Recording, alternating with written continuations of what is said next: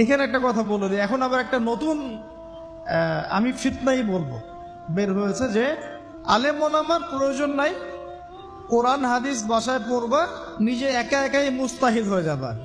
অনেক দিনই ভাইকে দেখছি আমি, যুবক ইয়াং, তার আগে বিপদগামী ছিলেন, হেদায়েত হয়ে ইসলামের দিকে এসেছেন, এখন প্রথমেই সহিহ বুখারী টান দিয়ে পড়া শুরু করতে। কে বললো আপনাকে প্রথমে সহিহ বুখারী পড়তে? আপনি কি এক লাভ দিয়ে এই মেডিকেল সায়েন্সের বই পড়তে যাবেন? এত কঠিন কঠিন বই আগে কেন? এই বইগুলো পড়তে ওলামায়ে কেরামের 15-20 বছর সময় লাগে।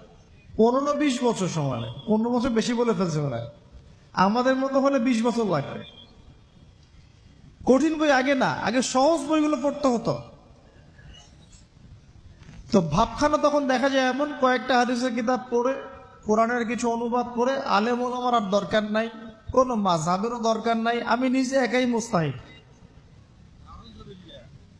এটা একটা ফিতনা চলছে। তো আমি বুঝাচ্ছি আপনাকে, একটা মাসআলা ধরেন আপনার সামনে আসলো, মনে করেন ওই যে আমি পেপার মানি নিয়ে কথা বলেছিলাম না, কাগজের টাকা, এরপর আসছে ক্রিপ্টোকারেন্সি। কি আসছে?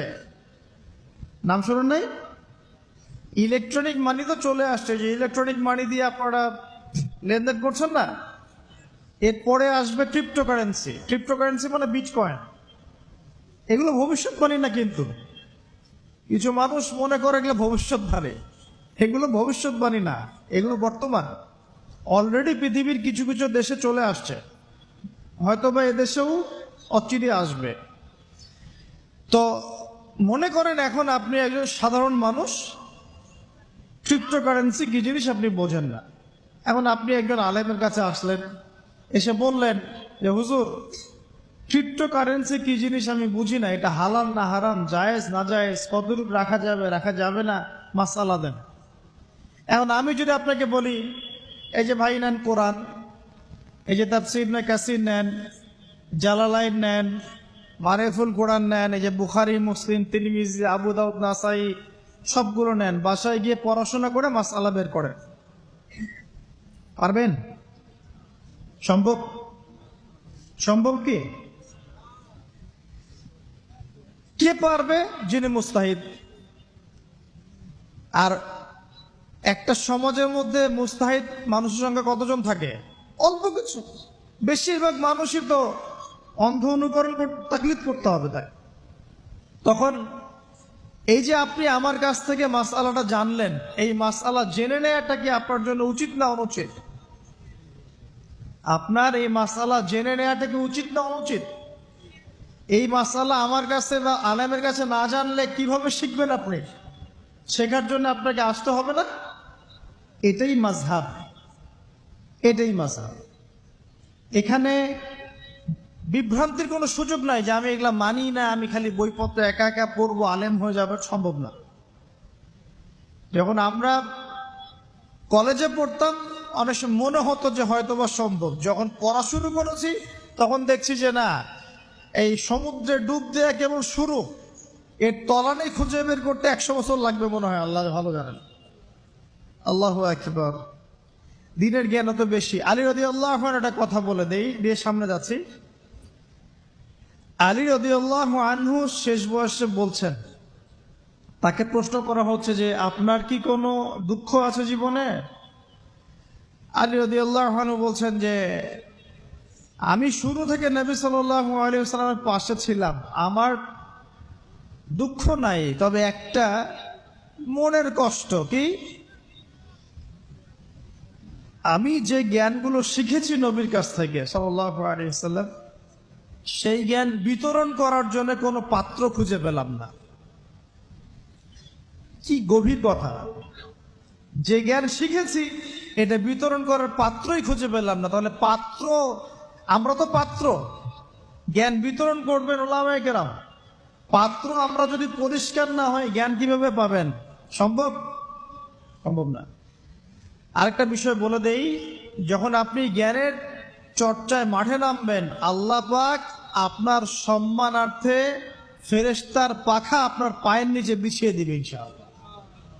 আর যখন আপনি জ্ঞান চর্চা করে আলেম হবেন, ইনশাআল্লাহ তাআলা আপনার জন্যে আসমান জমিনের সমস্ত মাখলুক, এমনকি সমুদ্রের নিচের মাছ, গর্তের ভিতরের পিপিলিকা, সবাই আল্লাহর কাছে আপনার জন্য ইস্তেগফার করবে ইনশাআল্লাহ। একটা হাদিসে নবীজি বলেছেন যে আকাশের চাঁদটাকে তোমরা যেমন দেখো উজ্জ্বল অন্য নক্ষত্রগুলোর তুলনায়, ঠিক তেমনি সাধারণ মানুষের উপরে একজন আলেমের মর্যাদা এমন। তো প্রিয় ভাইয়েরা, যুবক ভাইদেরকে বলছে স্পেশালি আজকের লেকচারটা স্পেশালি তোমাদের জন্যে, যে এই ফাঁদগুলো থেকে বেঁচে থাকবে এবং এলেম অর্জন করবে। এলেম অর্জনের কোনো বিকল্প নাই, এবং এলেম অর্জনের জন্য সিলেবাস লাগবে। আর অনেক বইপত্র একা একা পড়তে পারবে না, আলেম ওলামাদের সংস্পর্শ লাগবেই, অন্যথায় পারবে না। এর পাশাপাশি আপনি সিরাতের বই পড়বেন, ইতিহাস পড়বেন, ইসলামিক অর্থনীতি পড়বেন, হ্যাঁ, ভূরাজনৈতিক প্রেক্ষাপটের বইগুলো পড়বেন, এগুলো ঠিক আছে। এবং জেনারেল লাইনে যেখানে পড়াশোনা করছেন এই পড়াশোনাও কন্টিনিউ করবেন, এবং আপনার প্রতিভা দিয়ে আপনার জায়গা থেকে ইসলামের খেদমত করবেন ইনশাআল্লাহ তাআলা। পারা যাবে না? আল্লাহ তৌফিক দান করুন। যুবক ভাইদের সামনে এই ফাঁদ। কেন ফাঁদ? কারণ যুবক ভাইরা যদি জীবনের উদ্দেশ্য জেনে ফেলে এবং ইসলাম প্রতিষ্ঠার কাজে আত্মনিয়োগ করে, তাহলে কুফার শক্তি পালানোর জায়গা খুঁজে পাবে না ইনশাআল্লাহ। প্রিয় ভাইরা, আল্লাহ রাব্বুল আলামিন বলছেন মুমিনদেরকে, হে মুমিনরা, তোমরা আল্লাহকে ভয় করো। দেখুন, 6টা পিলারে বিশ্বাস না করা পর্যন্ত কেউ মুমিন হয় না। কয়টা পিলার?